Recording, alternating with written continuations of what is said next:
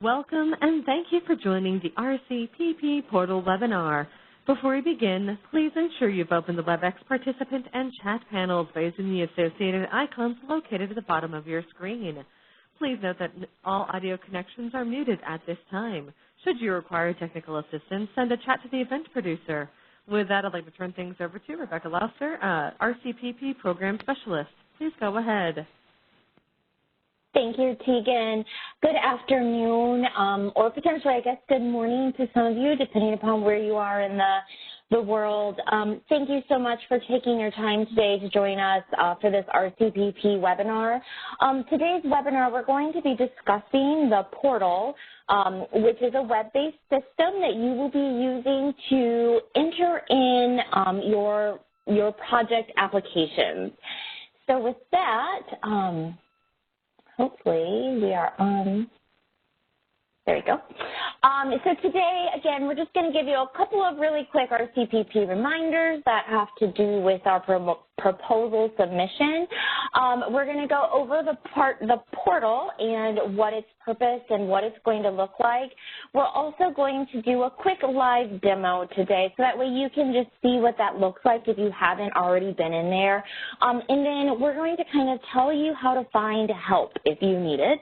And then at the very end, we will also be taking questions from you to hopefully provide some answers. So with that, so here are some reminders. Again, RCPP proposals are due on December 3rd at 5 p.m. Eastern Standard Time.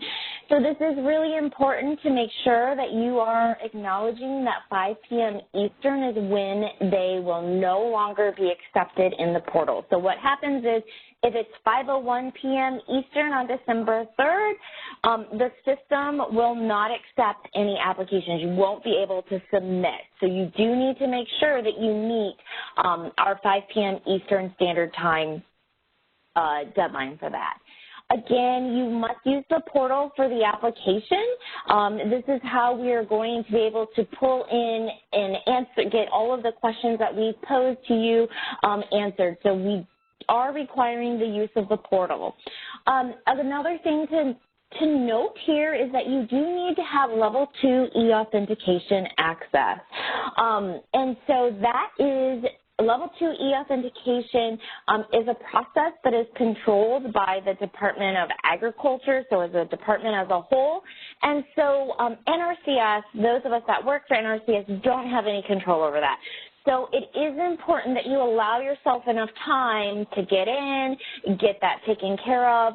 There is a process where you do need to go into an NRCS field office or a state office to show your driver's license and get approved. So that, please, please, please make sure that you allow enough time for that to happen. That can take up to 2 weeks for all of the emails to kind of bounce back and forth. It can happen faster, but please be aware it can take up to 2 weeks. So the other thing to note is that the RCPP portal, when you come in, if you're a new user, you're going to have to request an account, and requesting that account can take up to 2 business days. We are processing them fairly quickly. We're really processing them about 3 times a day. We're trying to make sure that we're batching them together. So please note that it may not take 2 business days, but we do want you to be prepared for that just in case something happens. The other thing is that it will not, approvals and account creations do not happen on the weekend. So it's a Monday through Friday approval. So here is the RCPP portal purposes for you as partners. So this really allows us for a web-based submission of proposals. If any of you have been around when RCPP first came on board in the 2014 Farm Bill, in 2015 it was a paper-based program and you had to mail them in, and that got a little hairy. And so what we wanted and what we built, of course, is this web-based submission for these. So we have now kind of revamped this, so those of you that are familiar with our portal previously and may have put in applications, it will look very similar, but it will be different because we're asking you some different questions. We're asking for some other information. So a couple of other things to note here is that the programmatic agreements and supplemental agreements, which are discussed in the APF, all of these will be negotiated utilizing the portal. So the information that you put in right now for the proposals will come back out, so that way you can negotiate these final things, these final items that will go into your programmatic agreements and any sub thereafter. The other thing that the portal will allow for you to be able to do if you are awarded a project, so if your proposal is chosen, then it also allows for you to do project management within the portal. And so you will kind of have this one-stop shopping experience where you'll be able to see the applications that you've put in along with any active projects that you have. So here are the topics that we're going to cover today. We're going to cover how to access the portal, how to create a new proposal, and then the content of the proposals. So as I mentioned, that there is level 2 e-authentication is required, and so you will need to make sure that you have that done before you can have a Rcpp portal account.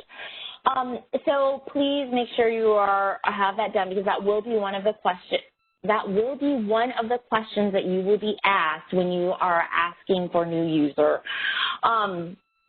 So there's two ways that you can really log in, via the public site, or there's a direct link. The public site is going to be on our Nrcs website, and then we can also make sure, or the state office Rcpp coordinator should know it and have it, and we can make sure that it is prominent on our Nrcs website for you guys. So when you log in, there's of course existing partner login. So if you have had existing projects, if you have used the portal in the past for applications, depending upon how long ago that is, you may still have existing login. Now, one thing to note in that is if your business organization changed, when you log in, it may be with like an old business organization, so you'll just need to get that changed if you no longer work for them. And so then, of course, there's also the new user request, which is where if you have not ever logged into the portal, you will need to go. So what does that look like? So on the initial screen, you're going to see this block that says new users, and it's going to say start here. So on this, what's going to happen is you're going to click the start here, and a request access form is going to come up. You're going to actually want to select that you're a partner organization. Your options are going to be like you're an Nrcs employee or you're a partner organization. You will need to select partner organization and then fill out this information for us. Once that is done, you will click submit, and then just to note, you will receive a notification email once you have been granted access. So it will come in first, and then you will not receive an email notification until you have been granted access. But again, please allow up to 2 business days for that to happen. So now once you've logged in and you've gotten an account, then this is where your e-authentication access is going to come into play. So if you're logging in for the first time that day, you're going to need to go ahead and put your user ID and your password and click log in. And then you will come to the home page. So on the home page, so again, if you're an existing partner that has utilized the portal before, it's going to look very similar. But what's a little bit different now is that we have Rcpp proposals, we have Rcpp projects, and we have our help tabs. But under the Rcpp proposals tab right now, you will see that there is now an option for 2018 Farm Bill and an option for 2014 Farm Bill. So what this did is if you had previously put in applications, you didn't lose them. They still exist. They're still there, but they're going to be labeled under the old Farm Bill. You will need to go to the 2018 Farm Bill in order to start a new application. You can see your existing applications, but you can't do anything with those older ones. Again, the RCPP projects tab, that's if you have active projects, that tab is there for you to be able to continue to manage those the correct way. I will also just kind of give you a quick note that we will be, again, separating it out between 2018 Farm Bill and 2014 Farm Bill for those projects. So that way you have a good understanding of where you are in the world. So the Help tab. So the Help tab is going to be really handy for you that if there are frequently asked questions, there's going to be some quick video tutorials on there for you. And you can access, there's a help guide also on there that you can access to then be able to kind of navigate your way through the portal.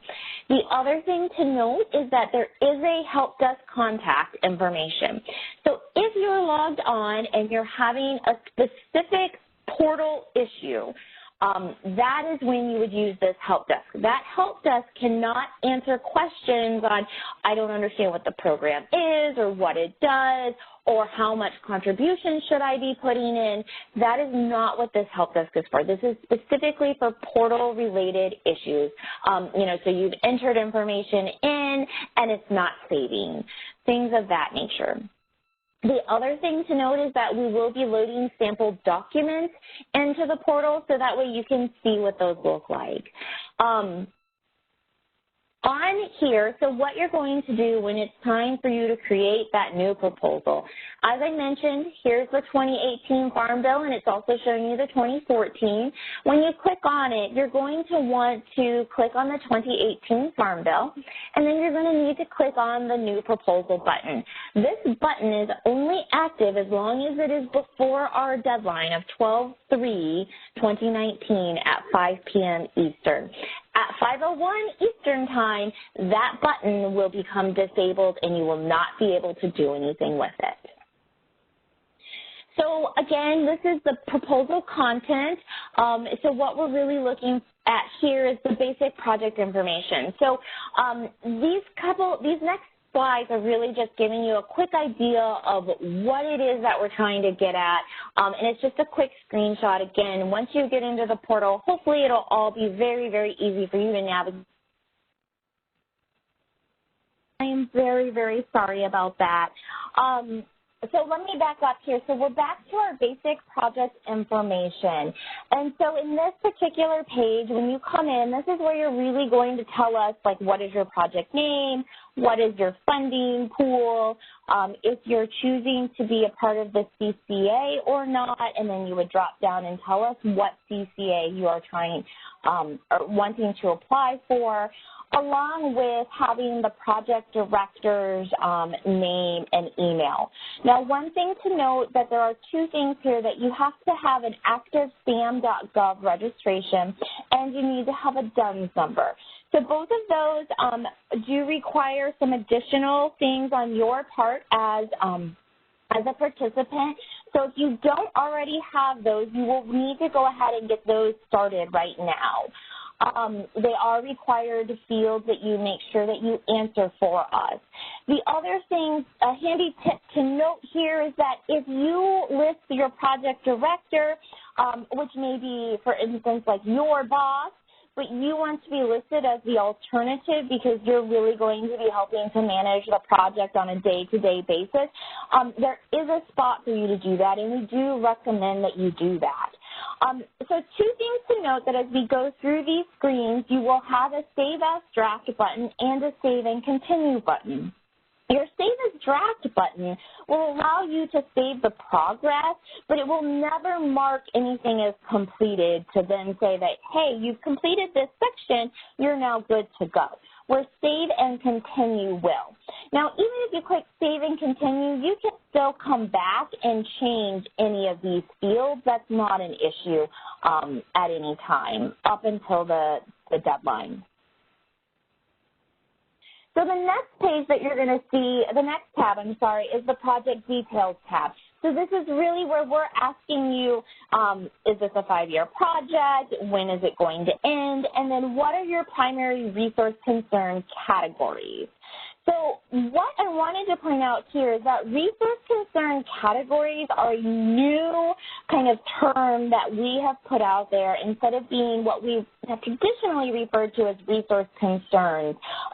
Previously, they were big and they were broad.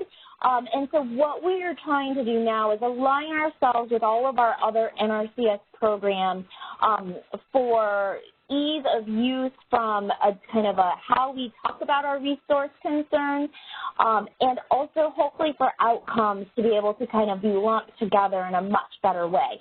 So we're talking about, again, resource concern categories. So there are more options this year than there have been in the past. And for CCA projects in the APF, this is something to note. We have listed out the resource concerns previously. There is a crosswalk. So what we did is that those concerns, we did crosswalk them. And so like if you pick a specific CCA, all that you will be able to choose from are the resource concern categories that are identified within that CCA. So that does change depending upon what CCA you are in. So please note that when you go in and you're thinking, okay, I'm doing something on water quality because that's kind of what was in the APF initially, when this kind of change started to happen, we said, okay, water quality could be these resource concern categories, and so we're going to let you pick from there. So that is something to kind of note that is slightly different. So then we get to the executive summary piece. And so this is really where we want you to tell us what your goals and objectives are, and we want you to do it in a very succinct manner. So there are 2,000 characters limits on both the description of goals and objectives and then your description of expected environmental, economic, and social outcomes. So you will not be able to exceed 2,000 characters, and that character limit does include spaces. So again, think executive summary, you're really just trying to give us the highlights, the meat of what it is your project is doing. So again, as I mentioned, you have your save and continue, and you have your save as draft here. So now we're going to talk about the partners and contribution tab.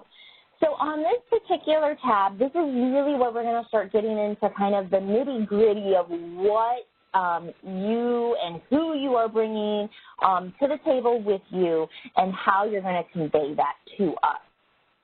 So again, this is where you as a lead partner will be included in that list of project partners, and it's actually going to be automatically input in here based on what is showing up in your basic project information.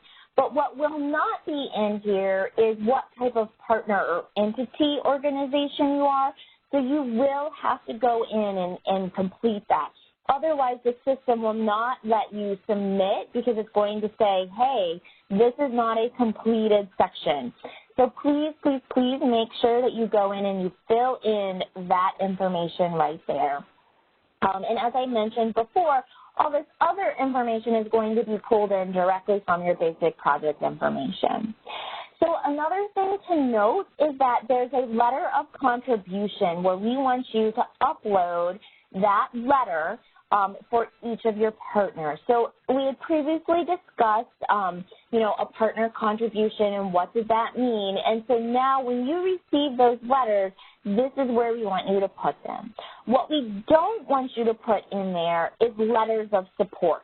So if the partner is not contributing any dollars, but you've listed them and they gave you a letter that says, yes, we feel really great about this project, and you upload it here, we don't want that because that's not something that we're asking for and not something that we are looking at. So please do not do that. You can add as many partners to this page as you would like to. And then the same thing here for your partner contributions. So what will start to happen is as you come down here, as you add your partners and you start to put in how much money they're going to be giving, how are they giving you that money, And I say money kind of loosely because that can also be in-kind contribution, but there should still be a dollar amount associated with that. And then what year they are planning to give that to you in. And so that's what's going to start to show up down here as you start to enter that information in. Now, one thing to note is that if you have a partner contribution category that you say, we are going to give a U.S. held easement contribution, but then when you get to the Rcpp funding request and you don't ask for any U.S. held easement dollars, the system is going to tell you that there's a mismatch in there, that you told us you were giving us a contribution for U.S. held easement, but you never asked for any U.S. held easement dollars. And so you just need to correct it in one place or the other depending upon where it needs to be. So please note that that is one relationship that is, has been added and is new this year. So now we're going to get to the funding request. So in this area, there's going to be a lot of things that are going to come up at you when you kind of log in. So the top part is really where you're going to see your funding request summary. So there's a few things that I wanted to highlight in here for you. So the partner contribution ratio, so this is automatically going to be calculated, and you're going to see it show up right up here. And this is going to be based on, the request that you're asking for, and then how much contribution you told us you were bringing to the table. So again, as you've heard previously in all of the other webinars, there's definitely a desire or goal to have the one-to-one. So for every NRCS dollar, we are looking for another type of dollar. So that should be an easy way for you to see if you are on target with where you think you are. The next thing that I wanted to point out, and in this case, there's just one error message here, but error messages will show up if rules are not followed. So you will need to correct all of those errors before you can submit your proposal, because the system will not recognize that you've completed everything as needed. So in this case, total FA should have some value because you can't submit a project with a $0 request is what we're basically saying here. The third thing I wanted to point out in the summary request for you is this total NRCS implementation TA. So this was spent, there was some time spent in previous webinars talking about the different types of TA that are available, and one of them being how much NRCS TA we will be receiving. So the system is automatically calculating that for you. So if you have submitted proposals in the past, you always had to account for it and put in a dollar amount. Well, now we've taken that away. You don't have to worry about NRCS. We've based it on how the calculations are showing up for the TA that you are asking for, and then we're able to calculate what our portion will be. So that is also available for you to be able to see. The other thing here, just so you know, depending upon as you start to fill in this information, this is sort of going to tell you, like, hey, this is the minimum NRCS implementation TA allocated to the project. So we know that NRCS at minimum has a 5%. So there is just nothing that can that will change that. Now, it can be more than that, but it cannot be less than that. The same thing with the maximum partner implementation TA.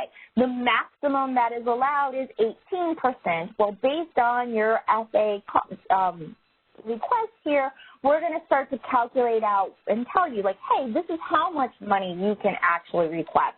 So hopefully that will start to make sense for you guys. So as we get down, so that, as I mentioned, was the top part of the screen, and now this is sort of the bottom part of the screen. So this is really where you're going to enter in the information of how much financial assistance you are requesting and how much technical assistance you as a partner are requesting. So the FA is fairly simple, as I've already mentioned. And you're just going to go in, you're going to click the Add Financial Assistance, and you're going to, a little kind of pop-up is going to appear, and you're going to enter in this information.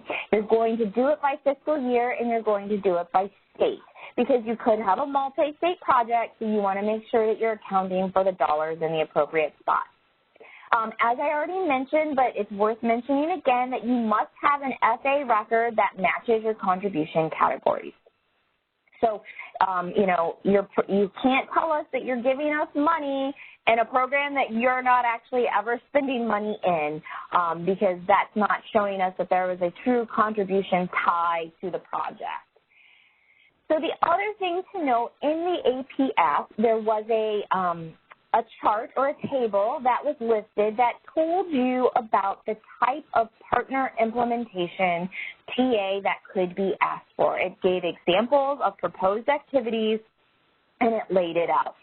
So in this case, when you go to add your technical assistance request, it will match exactly what is showing in that table in the APF.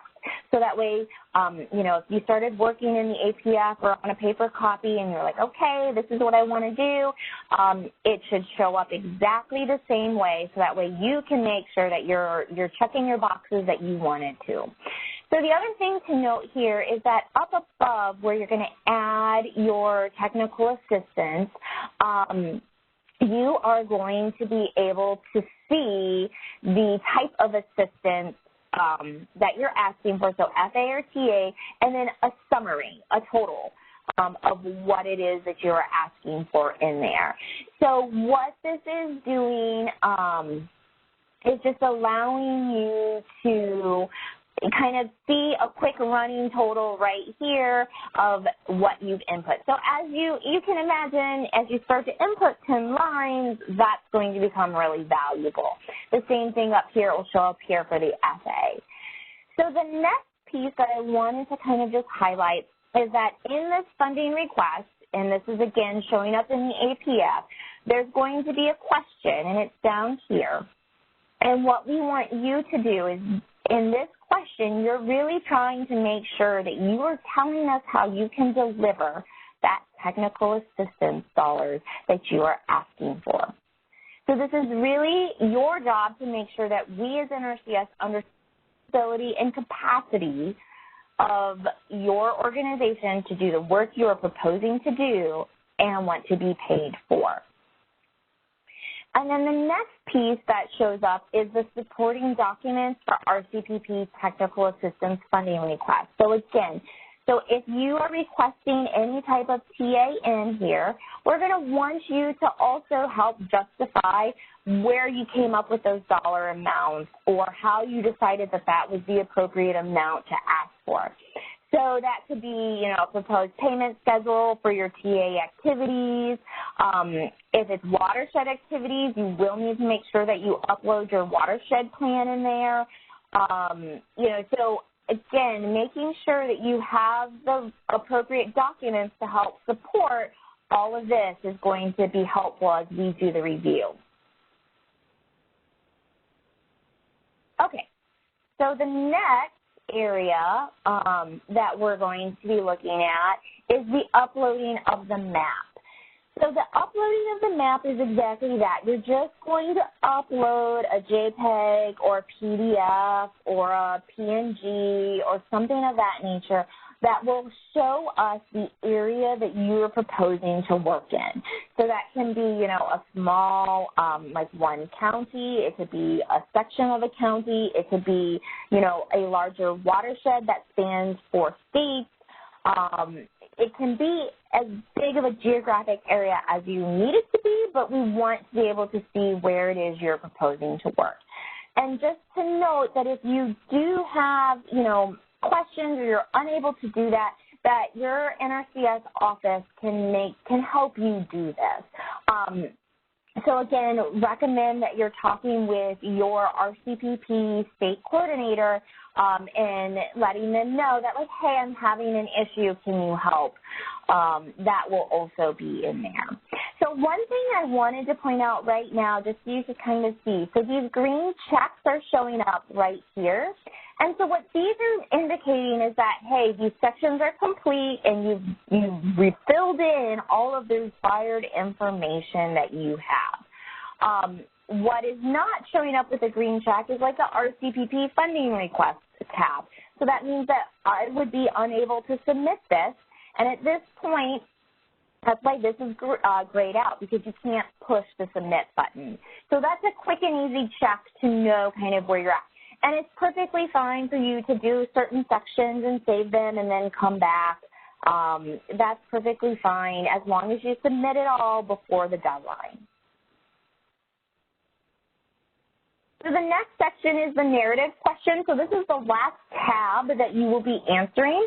And so in this is all of those questions that we showed in the APF, so you've seen them. But now we're just asking you to actually answer them in the system. So as we've noted several times that there is a character limit to 4,000 characters, and again, that does include spaces. So we want you to answer these questions as thoroughly as possible, but we want you to do it in a concise manner, so that way it's an easy kind of read. So just a rule of thumb, about 4,000 characters is about 1 page, give or take. So that's roughly what you would be looking at, is 1 page per question. Okay, so submission. So once you are all done, and I gave this as an example here so that way you could see. So this is back on the home screen. There's a status, and it would quickly tell you, like, hey, I have 2 full proposals in progress, and I've submitted 1. So that way you know, okay, I'm done with that proposal. I'm good. I need to go back and I need to finish this one. So you can do that here. Now, in the same time frame, as long as it is before the deadline, you can get back in and you can unsubmit a submitted proposal, make any corrections, and resubmit it. You can also do the same thing with full proposals that are in progress at this time. So that way you can kind of know exactly where you're at in the process and not need to guess. Excuse me. So the other place the other thing I really wanted to show you is the reporting functionality. So we were often asked, like, hey, I've entered all this information, and how do I get a copy of it? So here is exactly where you're going to go. You're going to see, and we'll see it in the demo, on the live demo that we'll do here. You will be able to see a print button. And when you push the print button, what will come up is this report. It's a PDF. So you can save it directly to your computer. You can print as many copies as you would like, but it's going to show you exactly what you entered into the system so you can have it for your record keeping. It is much longer than just this one screenshot here. Okay, so I'm going to do a live demonstration of the portal. And hold on 1 second.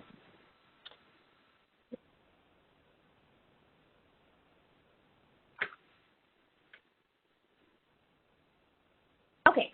So I've already logged in as a participant or as a partner. And so, again, this should all look very, very similar to what we just saw here. I'm going to go to the RCPP proposals. I'm going to 2018 Farm Bill. And so these are going to see exactly what you just noticed here. So in this case, I'm going to go to the one that's already been submitted because I have information in all of the area. So what you will notice here is because this has been submitted, the gray submit button or the submit button is grayed out where the unsubmit button is blue. So I can push that and it will unsubmit and then allow me to make changes. So you can see in here I can't make any changes to this. The other option that we do have is the ability to withdraw. So if you put an application in that you're like, wow, we are not ready to do that or something has happened, you can withdraw that application and it will just show up as a status as withdrawn. So again, as I mentioned, the print, so that is where you're going to come up with this PDF version. And as I stated, it is a much longer version than just that screenshot showed you. So again, you'll be able to see here's all the questions, and here's exactly how I answered them. So as you can see, this one is a 6-page report currently, but it would probably be much longer by the time I entered in my partner information, along with the summary of contributions, and then, depending upon what I'm asking for in here for my financial assistance. So you can see, though, we're showing you everything that you've entered in. So in this case, I did want to go here because I wanted to show you this. So in this example, we have a contribution ratio does not satisfy goal of contributions greater than or equal to RCPP funding. So so it's showing you here that, hey, here's an example of this is how much my contribution is, and we're saying, hey, it didn't meet the goal. But, you wanted to submit it anyways to see if it was a strong enough project. And, you've got some really good circumstances, and you've talked with your Nrcs person about your state coordinator about where you are at with your contributions, and they say, yes, we think that you should move forward. The system does allow you to do that. That is one of the few where it gets flagged, but it does not prevent you from submitting the application. So at this point, I'm sorry, I just went back to the wrong way. What I wanted to show you here is, so if you have a project and you wanted to go back, you can see. So in this case, I have 2 that are already marked as done, and I've done my partner's contribution, but I've not done my executive summary. I can easily tell that. I can go in and do that right now at this point. The same thing for the funding request. In this case, this one is showing you that I asked for $1 billion. I can't ask for $1 billion. It's telling me that. I can't have a total FA amount of more than $7 million. So it's not going to let me save this and submit because it's like, hey, you're breaking, the rules. So the system is, again, designed to hopefully let you see exactly where your errors are in this case. So with that, and again, it's as simple as kind of what we just walked through, where you're just going to click on these tabs and you just continue to go down and answer them. And these questions will there will be a check mark next to them as you answer them. So with that, I'm going to show you. So yes, you can have multiple proposals, kind of going on at a time in various states. That's okay and acceptable as long as they're different or unique proposals. So with that, I'm going to go back to here. Oh, wait.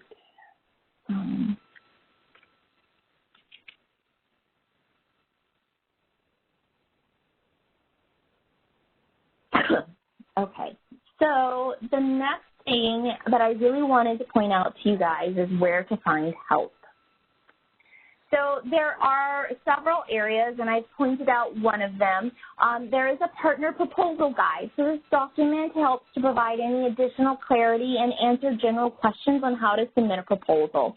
That information has been shared with you guys, and it should be posted on our website, the NRCS website, for you to find if there's questions there. As I mentioned previously, there is the portal help desk out here, but again, that's only for having specific issues with the system. They are not designed to help answer questions on what does this mean, where do I put that. They can't do that. They're going to contact us and submit the question over. So in that case, any questions that you may have in regards to your project, you're going to want to make sure that you are talking to your state RCPP coordinator. They're really going to become one of your new best friends, is sort of how I looked at it here. And they're going to be the ones that are going to help answer any questions you have, help you understand, if the project is feasible in the area that you want it to be in.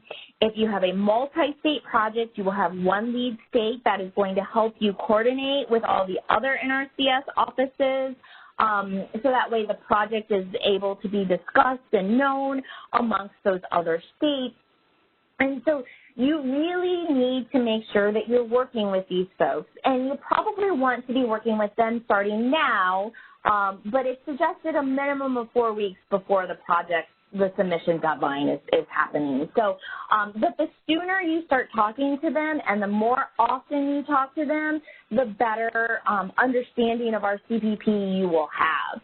So how do you find these people if you are unfamiliar? So you're going to want to go to the NRCS website, and you want to go to the RCPP section of that. You will then scroll down to the proposal document, and you will see this little PDF right here, and it's called State RCPP Coordinators. And when you click on that link, you will up will pop a PDF version that will list by state all of the current RCPP coordinators. Now, I will state that this is as of September 16, 2019.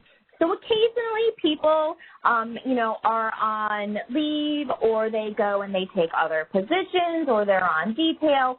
And so if you contact them, they may tell you it's somebody else and help provide that information forward for you. So just note that this was as of September 16th. So at this time, that is the end of the presentation that I have, and we can open it up for question and answer. All right, well, ladies and gentlemen, if you'd like to ask a question, you may do so by submitting it in writing using the chat box on the right-hand side of your screen. Just remember to select all panels from the drop-down menu before submitting your question. All right, we have received a number of written questions so far. The first one is, can we receive an email of this PowerPoint?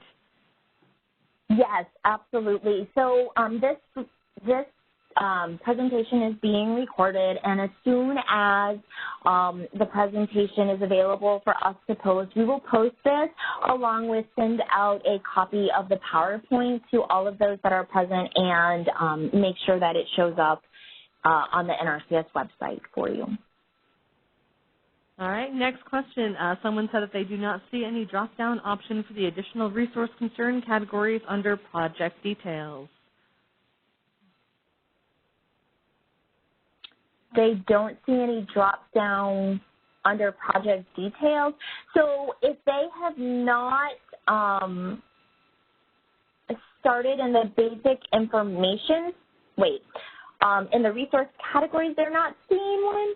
Is that what it says? Yes, that's what it says. For the additional resource concern categories under project details. Oh, the additional, that box is empty. So if that box is not showing you anything, that would be one of those instances where we would ask that you go ahead and submit a help desk ticket because it is showing up for me when I was in there today. So if you are still having that concern or that issue, please submit that question to the help desk in the portal. All right, next question. How does one view previous RCPP awards within the new portal? So in this case, if you have an account that you've been granted access for a previous project, it will show up in the screen here under RCPP projects. You would see them here. In this instance, this particular, myself as my pretend partner, I don't have any projects, but this is where you would go and see your previous ones, is in the RCPP project tab.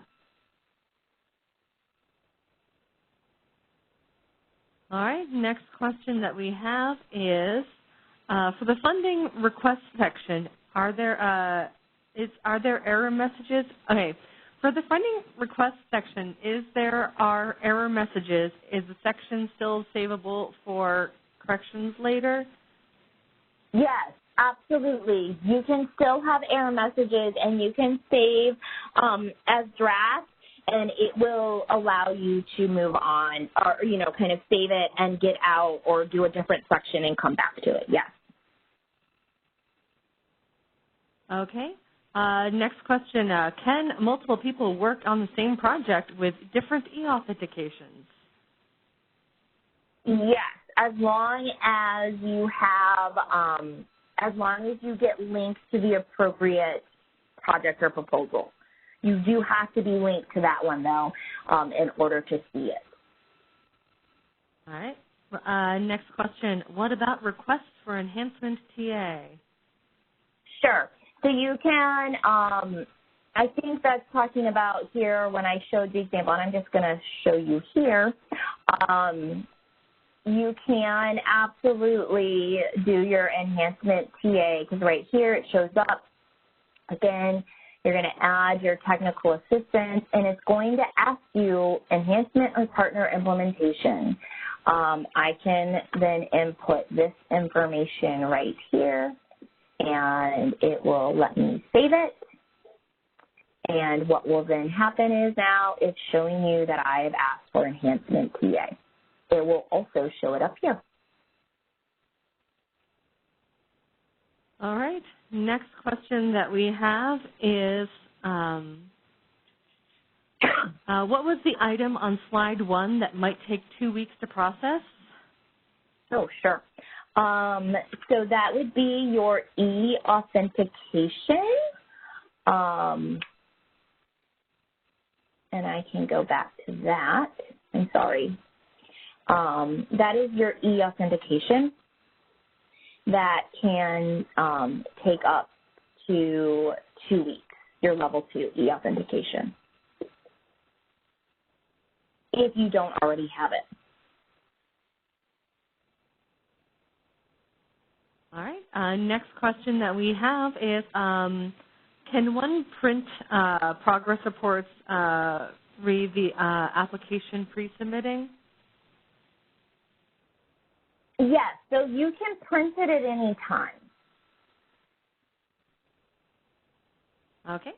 Next question is, for partner contributions stretching across multiple years, do we need to input separate contribution records for each year? Yes, absolutely, you will need to do that. I know that it's going to seem a little more tedious, but we do want to be able to see how over the lifespan of the project, so over 5 years, how much contribution is estimated to be for each of those years. Okay. Next question that we have is, can you please explain why the maximum financial assistance allowed is $7 million and not $10 million? Sure. So in this case, the maximum financial assistance is at $7 million because a project total cannot exceed $10 million. So in theory, if there was 30% of the TA was asked for of a $10 million project, that will leave a maximum FA of $7 million. All right. Next question that we have is, can you direct us to the Q&A from last webinar? So the last webinar, I believe, is still posted, and we did send out, I think it was this week or late last week, the FAQs that came in from the last webinar. Russell, are you on? Do you know if the FAQs were posted on the website? They haven't been posted yet, but should be posted soon, probably by the end of this week. Thank you. Okay. Next question is, if you have an active link pass, then you have level 2 e-authentication already, correct? Yes, absolutely, and you can just use your link pass for the e-authentication login. All right. Next question. Are the questions on the narrative page available for review outside of the portal? Yes, absolutely. All of those questions are listed in the RCPP portal guide along within the APF. All right. Next question is, hi, Rebecca. I assume private companies are allowed to apply for projects. We are an agriculture tech startup based in Boston. Work closely with growers on climate change-related problems. How would I list our partners if we service many growers? I also assume that a representative from our company would be the project director. Hi. So absolutely that there can be private companies that are eligible to be a lead partner as long as you meet the eligibility guidelines that are listed out in the APF. And so you would, again, depending upon what it is that you're trying to do, you may or may not list your growers as actual partners because they may, in some instances, like a landowner that is signing up to do some sort of like practice on their land, you wouldn't list that landowner as a partner because that's who's actually going to be implementing your project. But you could list like a partner, let's say a conservation district that's, you know, in that county, and they are helping to do the conservation planning, you know, with those producers in their county, and so you would list them as a partner. So again, it's all in how those growers are being utilized, like how are you utilizing them if they truly are a partner or a recipient. And I think also just so you're kind of aware that the Massachusetts office, with a state office there in Amherst, would probably be your best bet to go and talk to them if you have kind of questions about that also. So as for who the project director is, that really is up to you and your company as to who you want to be that person. But it's really the person that, you know, is going to, one, be able to sign an agreement, and two, you know, be able to, like, see the project through is what we're looking for in that project director. All right, next question. Do current projects need to be entered into the system?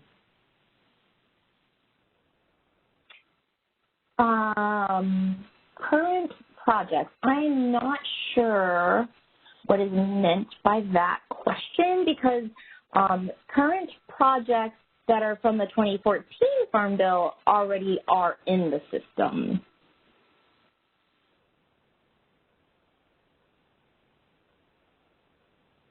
Okay.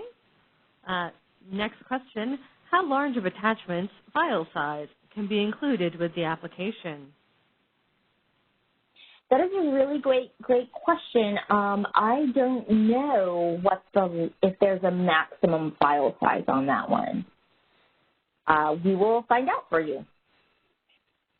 Okay. Next question. Is in the goals and objectives and the expected outcomes boxes, is it 2,000 characters for each question box or 2,000 characters in total for both boxes? Correct. It's for both, or it's for each box. Okay. Next question. Can we submit proposals in both the CCA and state/multi-state pools? So you can, as long as the project is unique and different from each other. So you can't submit the same project into both pools and hedging your bets and saying, hey, if I don't make it in one, maybe I'll make it in the other. They have to be very distinct projects in order for you to submit into each pool. Okay, next question. When we are using the Public Works/Watersheds PL 566, do we still have to have the one-to-one match even though it states that we can have a 35% cash match?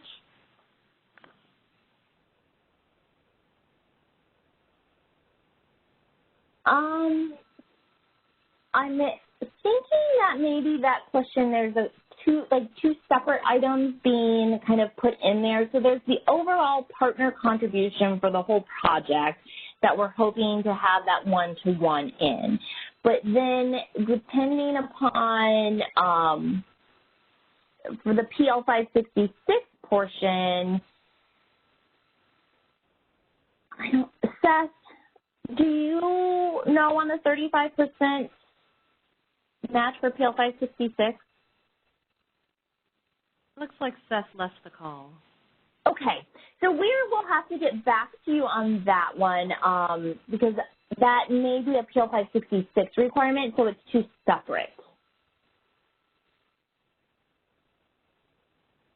Okay, next question. Given that partner TA request can be less than 18%, then why is the max FA request limited to $7 million on the portal?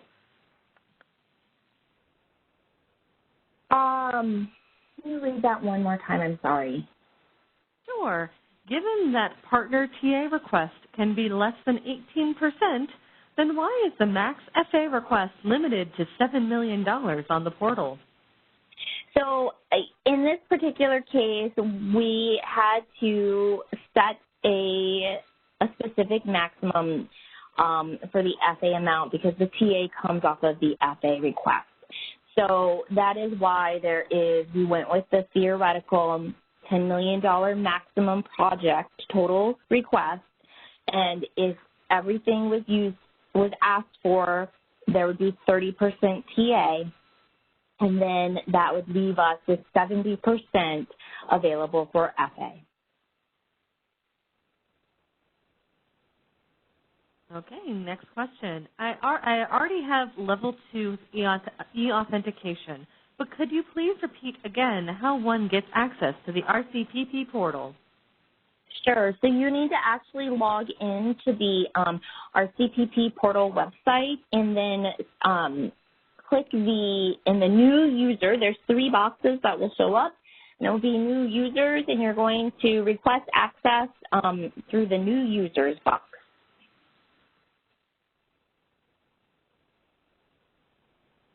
Okay.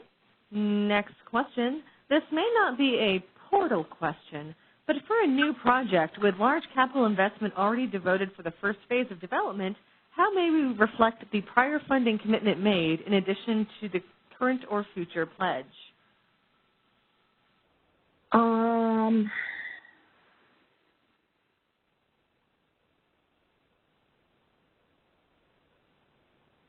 So that, I think, is a longer question that we would need to understand what the first phase was, if that commitment was already made to an existing RCPP project or not, and then if that could be counted or not in there. For that one, that would actually be best to be discussed with your RCPP state coordinator. Excuse me, because they would be able to help answer that one the best.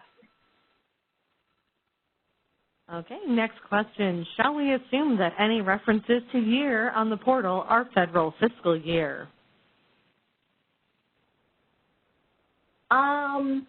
Yes. Like as far as the end, yes, you could make that assumption, except for the beginning of the agreement will start on, it would not necessarily start on October 1st. Okay, next question. For clarification, have partners ever had the opportunity to access the portal before? And if they have had prior access, do they need to request again? If partners had access and forgot login and passwords, will the portal provide help? Sure. So, yes, partners have been able to use the portal before. We've been using the portal since 2016, I believe, or 2017 is the year that we debuted the portal for that. So it started in 2016. If they've had prior access and they have existing projects, then no, they will not need to request it again. Depending upon if they've had prior access but had not received an active project, they may have lost access, and so they may need to request it again. If you have forgotten your login and password, yes, the portal, the technical people that handle our portal would be able to help you with that information. Okay, next question. Can any application work be done through grants.gov workspace? So no, that it cannot be. Okay, next question. Is 1-to-1 ratio for matching contributions for total grant amount or FA only? So it's for the total amount, is what the total project costs. Okay.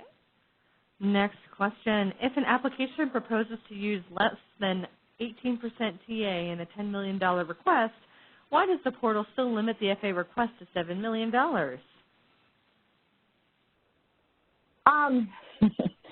So, again, there was a decision that when we did the math for the calculations, we needed to kind of make a decision. If there are cases where you would like to see that difference, I would strongly suggest that you work with your RCPP state coordinator, and then they can get in contact with us, and we can have that conversation at that time. Next question. Can we receive a copy of the RCPP ranking criteria available online or by email? Sure. So the ranking criteria is actually listed in the APF. It lays out exactly how you will be, the questions that we will be evaluating your proposal on, and so that is currently already available. All right, next question. Can contributions be added within the 5-year project cycle? Yes, absolutely they can be. Next question. Where can we find this PowerPoint information on the website? So as soon as that information comes out, it will be posted on the website, and I believe it's actually on the homepage of RCPP, if I remember correctly. Russell, is that where the webinar replay will show up? It's on the How to Apply page. Okay, I'm sorry. It's on the How to Apply page. Thank you. All right, next question. For RCPP projects that are modeled after EQIP, if partners pay for the remainder of practices for producers, i.e. for regular rates, 25% remainder, and 10% remainder for underserved, can that be counted as matching partner contributions if it doesn't exceed 100% of project's costs? Yes, absolutely. Okay. Next question. Can you request less than 30% TA? Example, $10 million total project, we only request 10% TA. Could $9 million be requested for FA? So I think we've kind of talked about this one. So again, if that's something, that you are interested in looking at, I definitely suggest that you talk to your state RCPP coordinator, and they can provide the advice and then get in contact with us here at the national level for further guidance if needed. And that is currently all of the questions I currently have.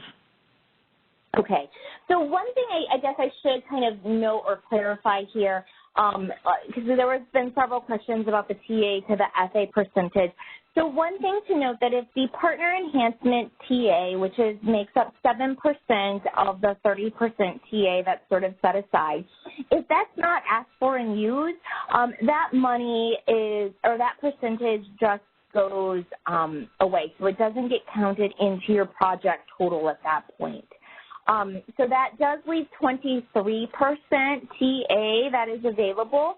So again, the way that the system is currently designed, and this is why it's really important that you talk to your NRCS folks, is that even if you as a partner say, hey, I don't want to request any TA, I want, NRCS to do it all, then that full 23% would go to NRCS. So in that case, 23% of the $10 million would be used, and then that additional 7% is goes back in, comes back to the RCPP program to be utilized for other projects in the future as needed. So again, that's why it's really important if you're proposing that you want more SA dollars and that NRCS to take less than 23% of their share, you have to be in communication with them to have them understand, that, hey, I want you to have less TA because I, as a partner, am going to do these things as my contribution, and so you don't have to, so you could take less. Again, that has to be an agreed-upon discussion with NRCS at that point. So just so you were kind of, I guess, to help clarify that and why I'm saying you need to go back and talk to NRCS is because in total, 23% of the TA, if the partner does not ask for any, it would come back to NRCS to be used in the project. All right, I'm not showing any other questions at this time. All right. Well, thank you, everybody, for joining us today. We will be sending out this recording of the webinar and having it posted to our NRCS RCPP website. And so if there are any further questions, again, please feel free to reach out to your state coordinator in your local in your state that you are wanting to do the work with. And we are also here to help answer any questions that we can. So thank you, everyone, and I hope you have a fantastic day. That concludes our conference. Thank you for using AT&T Event Conferencing Enhanced. You may now disconnect.